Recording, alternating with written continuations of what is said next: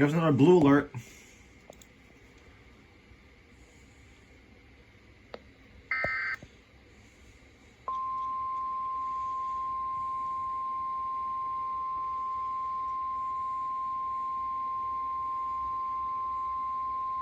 This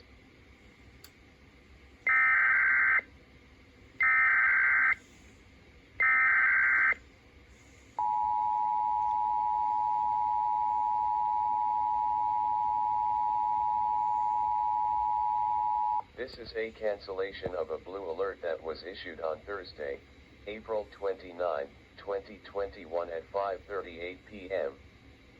Suspect is in custody.